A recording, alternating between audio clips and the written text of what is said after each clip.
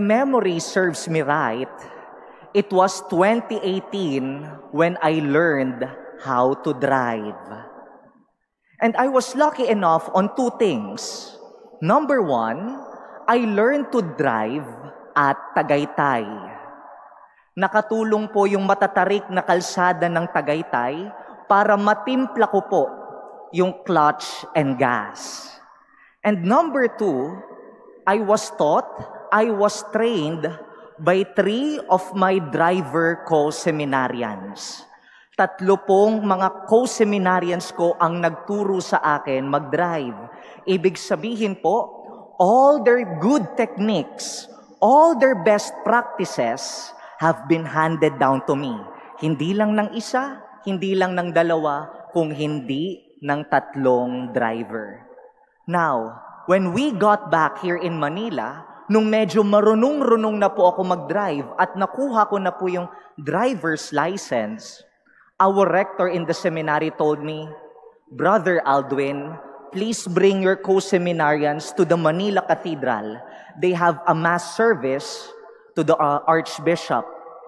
Sabi ko, sige po. Now, going here from San Carlos Seminary to the Manila Cathedral, may dadaanan po kaming isang matarik na tulay.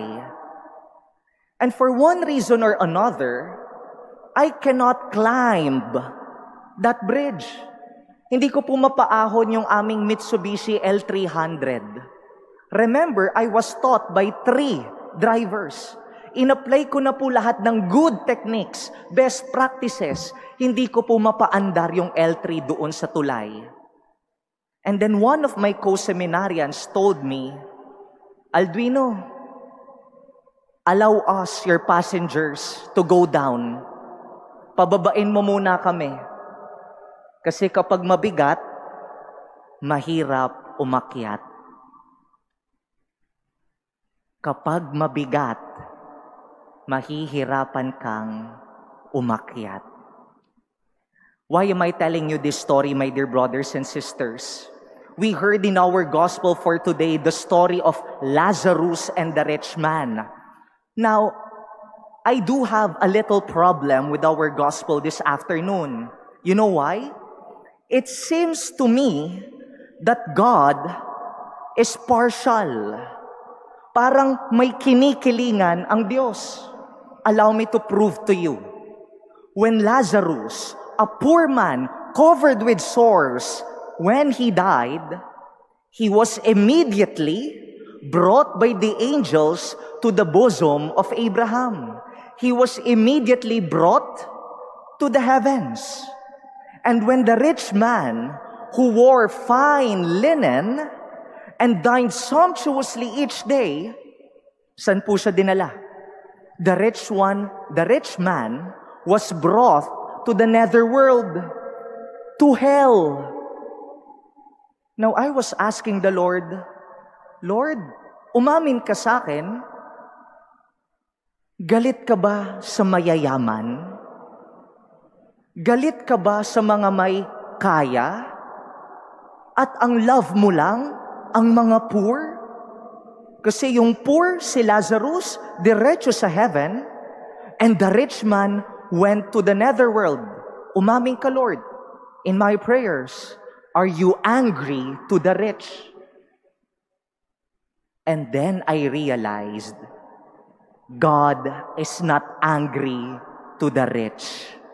Rather, what brought that rich man to the netherworld? Bakit siya napunta sa ibaba? Kasi po, masyadong mabigat ang kanyang ari-arian. Masyadong mabigat ang kanyang kayamanan. His attachments to worldly allurements, his attachment to his material possessions, that is what dragged him down to the netherworld. Ang kanyang pagkapit sa mabibigat niyang kayamanan ang nagpabagsak sa kanya.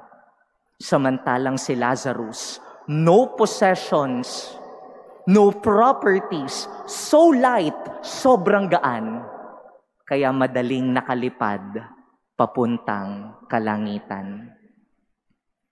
My dear brothers and sisters, our readings for today is simply teaching us, learn to let go and be detached of your material possessions. Be warned by our first reading. What did we hear from the prophet Jeremiah? Sabi niya po dito, cursed is the man who trusts in human beings, who seeks his strength in flesh. Cursed is the man who trusts alone in his riches and material possessions. Pag ang puso at utak masyado pong nakatutok sa kayamanan, little do we notice it, these possessions are slowly pulling us down to the netherworld. Now I get it, why we have the 3 pillars of Lent: prayer, fasting, and almsgiving. What are they for? These are helps for us to be detached, for us to let go. Prayer, learn to let go. Learn to be detached from your time in social media so that you get to spend time praying with the Lord. Fasting, learn to let go. Learn to detach yourself from pleasures, masasarap, so that you will hunger more for the presence of God. Almsgiving, learn to detach, learn to let go your prized possessions to provide for the needy para gumaan-gaan po tayo. At kapag tayo matuto ng maging magaan, meron tayong langit na kahihinatnan. So my dear brothers and sisters, our readings teaches us one simple thing this day. Learn to let go. Learn to detach of your material possessions. Learn to provide for the needy. Otherwise, if we get too attached from it, we get too attached to it, we might imitate the rich man in the gospel who went to the netherworld because the weight of his attachments pulled him down. Learn to be like Lazarus, magaan, hindi nakatali, kaya mabilis siyang nakaakyat sa kalangitan. Amen.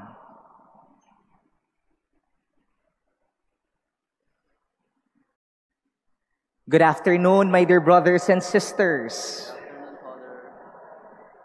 If my memory serves me right, it was 2018 when I learned how to drive. And I was lucky enough on 2 things. Number 1, I learned to drive at Tagaytay.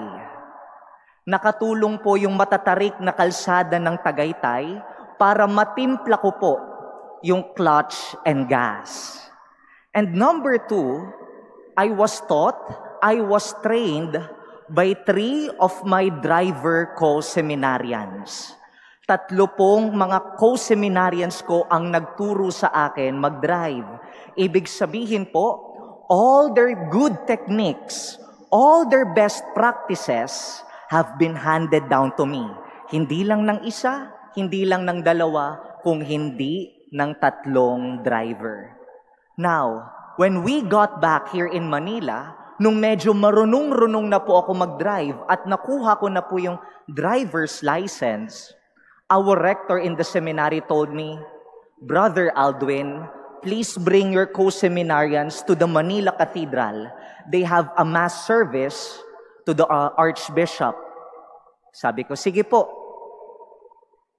Now, going here from San Carlos Seminary to the Manila Cathedral, may dadaanan po kaming isang matarik na tulay. And for one reason or another, I cannot climb that bridge. Hindi ko po mapaahon yung aming Mitsubishi L300. Remember, I was taught by 3 drivers. In-apply ko na po lahat ng good techniques, best practices. Hindi ko po mapaandar yung L3 doon sa tulay. And then one of my co-seminarians told me, Alduino, allow us, your passengers, to go down. Pababain mo muna kami. Kasi kapag mabigat, mahirap umakyat. Kapag mabigat, mahihirapan kang umakyat. Why am I telling you this story, my dear brothers and sisters? We heard in our gospel for today the story of Lazarus and the rich man. Now, I do have a little problem with our gospel this afternoon. You know why? It seems to me that God is partial. Parang may kinikilingan ang Diyos. Allow me to prove to you. When Lazarus, a poor man covered with sores, when he died, he was immediately brought by the angels to the bosom of Abraham. He was immediately brought to the heavens. And when the rich man who wore fine linen and dined sumptuously each day, saan po siya dinala? The rich man was brought to the netherworld, to hell. Now, I was asking the Lord, Lord, umamin ka sa akin, galit ka ba sa mayayaman? Galit ka ba sa mga may kaya? At ang love mo lang ang mga poor? Kasi yung poor, si Lazarus, diretso sa heaven, and the rich man went to the netherworld. Umamin ka, Lord, in my prayers, are you angry to the rich? And then I realized, God is not angry to the rich. Rather, what brought that rich man to the netherworld? Bakit siya napunta sa ibaba? Kasi po, masyadong mabigat ang kanyang ari-arian. Masyadong mabigat ang kanyang kayamanan. His attachments to worldly allurements, his attachment to his material possessions, that is what dragged him down to the netherworld. Ang kanyang pagkapit sa mabibigat niyang kayamanan ang nagpabagsak sa kanya. Samantalang si Lazarus, no possessions, no properties, so light, sobrang gaan, kaya madaling nakalipad papuntang kalangitan. My dear brothers and sisters, our readings for today is simply teaching us, learn to let go and be detached of your material possessions. Be warned by our first reading. What did we hear from the prophet Jeremiah? Sabi niya po dito, cursed is the man who trusts in human beings, who seeks his strength in flesh. Cursed is the man who trusts alone in his riches and material possessions. Pag ang puso at utak masyado pong nakatutok sa kayamanan, little do we notice it, these possessions are slowly pulling us down to the netherworld. Now I get it, why we have the 3 pillars of Lent: prayer, fasting, and almsgiving. What are they for? These are helps for us to be detached, for us to let go. Prayer, learn to let go. Learn to be detached from your time in social media so that you get to spend time praying with the Lord. Fasting, learn to let go. Learn to detach yourself from pleasures, masasarap, so that you will hunger more for the presence of God. Almsgiving, Learn to detach. Learn to let go your prized possessions. To provide for the needy. Para gumaan-gaan po tayo